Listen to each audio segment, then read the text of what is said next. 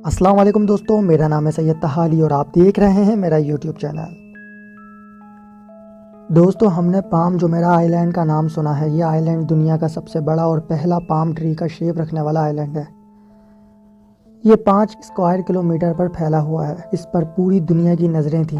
یہ ایک ایسا پروجیکٹ تھا جس کو ہسٹری میں ہمیشہ یاد رکھا جائے گا۔ انجینئرز نے سوچا ان کا سب سے مشکل کام سمندر کی لہروں سے مقابلہ کرنا ہوگا، لیکن اس پروجیکٹ کے کمپلیٹ ہونے کے بعد انہیں اندازہ ہوا کہ ان کو کن مشکلات کا سامنا کرنا ہے۔ یہ بات ہے 2003 کی، جب پام جمیرہ آئی لینڈ کمپلیٹ ہو چکا تھا اور اب باری تھی اس پر ہوٹلز، ولاز اور شاپنگ مالز بنانے کی۔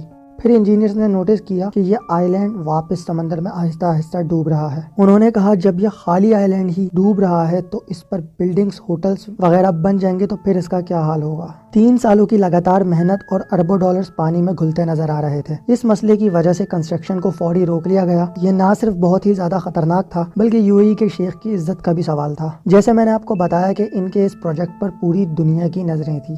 اتنے بڑے اس آئی لینڈ کو سمندر میں ڈوبنے سے کس طرح روکا جائے، اس کو سمجھنا پوری پروجیکٹ ٹیم کے لیے بہت مشکل تھا۔ دوستو، عربین گولف میں 5 کلومیٹر تک پھیلا ہوا یہ انجینئر ہسٹری کا وہ پروجیکٹ ہے جس کو دنیا میں پہلے کبھی نہیں دیکھا گیا۔ یہ آئی لینڈ اتنا بڑا ہے کہ اس کی اصل شکل صرف آسمان سے دیکھی جا سکتی ہے۔ اس پروجیکٹ کو کمپلیٹ کرنے میں 900 ارب روپیہ لگ گیا تھا۔ صرف ریت اور پتھروں سے بنے ہوئے اس آئی لینڈ کو نہ صرف ارتھ کوئک بلکہ سمندری طوفان سے بھی خطرہ رہتا ہے۔ اس عربین سٹی کو 18 سال ہو چکے ہیں۔ اس ناممکن پروجیکٹ کو کیسے مشکل ترین مرحلے سے گزر کے بنایا، ان کو کن مشکلات کا سامنا ہوا اور کس طرح اس کا سولوشن نکالا گیا، یہ سب آپ دیکھیں گے آج کی ویڈیو میں۔ دبئی کی ترقی کا راز وہاں سے نکلنے والا تیل ہے جو وہ پوری دنیا میں ایکسپورٹ کرتا ہے، اور یہ تیل دبئی میں ختم ہو رہا تھا اور اس کے سروائیول کا صرف ایک طریقہ تھا، وہ تھا ٹورزم۔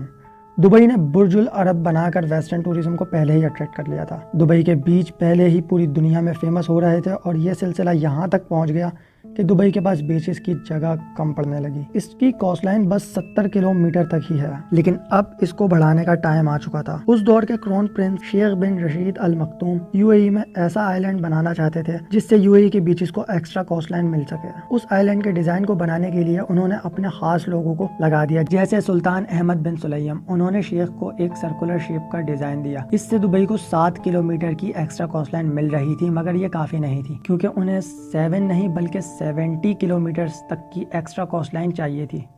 اس دفعہ انہوں نے خود ہی ڈیزائن کرنے کا فیصلہ کر لیا۔ شروع میں کوئی ڈیزائن سمجھ نہیں آ رہا تھا، مگر پھر وہ ایک ایسا ڈیزائن لے کر آئے جس کا شیپ پام ٹری کے شیپ جیسا تھا۔ اس ڈیزائن سے دبئی کو 56 کلومیٹر کی کوسٹ لائن مل رہی تھی۔ اس کا ڈیزائن تو تیار ہو گیا تھا، لیکن مسئلہ یہاں آ رہا تھا کہ آج سے پہلے اس شیپ کا اور اتنا بڑا آئی لینڈ کسی نے نہیں بنایا۔ بات صرف یہ نہیں تھی کہ یہاں ایک پام ٹری شیپ کے آئی لینڈ کو بنانا تھا، بلکہ ادھر پورے شہر کو بھی بسانا تھا جس میں hotels, villas, restaurants, shopping malls بنائے جائیں گے۔ جب ایکسپرٹ سے اس پر بات کی گئی تو ایکسپرٹس کا یہ ماننا تھا کہ اس کو بنانے کا سب سے آسان طریقہ ہے کہ اس کو کنکریٹ اور اسٹیل سے بنایا جائے۔ محمد بن رشید ال مکتوم یہ نہیں چاہتے تھے۔ ان کے پاس جو آئیڈیا تھا اس نے انجینئر ٹیم کے اس چیلنج کو مزید بڑھا دیا۔ کرون پرنس یہ چاہتے تھے کہ اس آئی لینڈ کو نیچرل مٹیریل سے بنایا جائے، مطلب اس کو پتھروں اور ریت سے بنایا جائے۔ سب سے حیران کن بات یہ ہے اس میں جتنا ریت اور پتھروں کا استعمال ہوا ہے اس سے 2.5 میٹر اونچی دیوار پوری دنیا کا ایک چکر لگا سکتی ہے۔ دبئی کے سمندر میں وہ آئی لینڈ بننے جا رہا تھا جس کو رات دن سمندروں کی لہروں سے مقابلہ کرنا تھا۔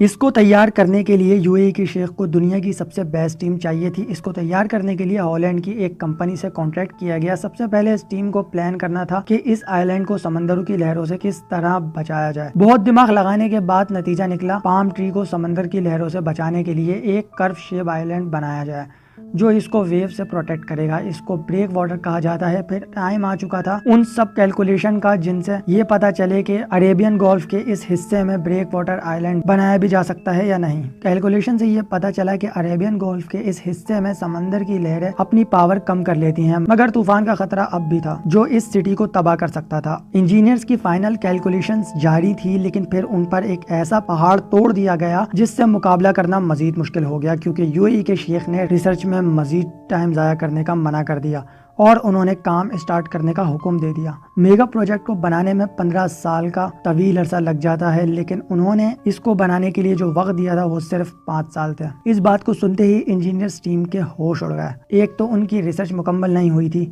उस पर उनको ये प्रोजेक्ट कंप्लीट करने के लिए सिर्फ 5 साल दिए गए, जिनमें 2.5 साल आइलैंड को तैयार के लिए दिए गए, बकाया 2.5 साल में उस पर बिल्डिंग्स बनाने का कहा गया। लिहाजा 2001 में इंजीनियर्स टीम ने मजीद टाइम ज़ाया किए बगैर ब्रेक वाटर को बनाना शुरू कर दिया। ये बात जानते हुए भी कि अभी फाइनल कैलकुलेशन बाकी है और एक छोटी सी गलती बहुत बड़ी आफत को दावत दे सकती है। अभी टीम अपने काम में लगी ही थी और 2001 में 9/11 का अफसोसनाक वाकया हो गया। इस वाकये ने पूरी दुनिया की नींदें उड़ा दी। सब ने ट्रेवल करना ही छोड़ दिया था, स्पेशली वेकेशंस के लिए।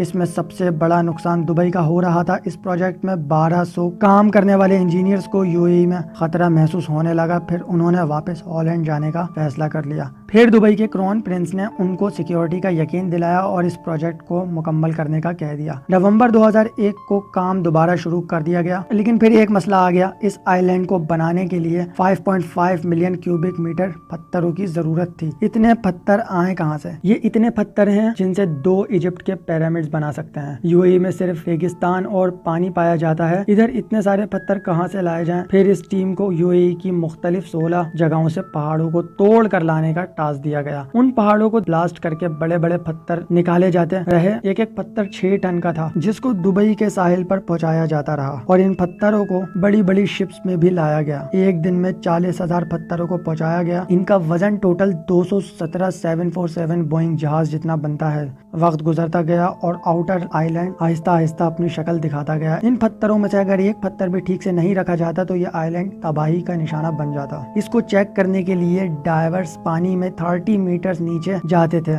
और हर एक पत्थर का सही से जायजा लिया करते थे और फिर उसके बाद वो बाहर बैठी टीम को ग्रीन सिग्नल देते थे। पाम जुमेरा बीच में जिस रेत का इस्तेमाल हुआ है उसका वजन 14 लाख टन से भी ज्यादा था। इधर वो रेत इस्तेमाल नहीं हो सकती थी जो यूएई के रेगिस्तानों में होती है। फिर इंजीनियर्स ने इतनी सारी रेत का इंतजाम किधर से किया और फिर पूरा आइलैंड कंप्लीट होने के बाद समंदर में डूबने लगा तो इंजीनियर्स को कौन कौन सी हदें पार करना पड़ी, ये सब जानेंगे आप इस वीडियो के पार्ट 2 में। उम्मीद करते हैं आपको ये वीडियो पसंद आई होगी और आप इसको लाइक करेंगे। मिलते हैं अगली वीडियो में। अल्लाह हाफिज़।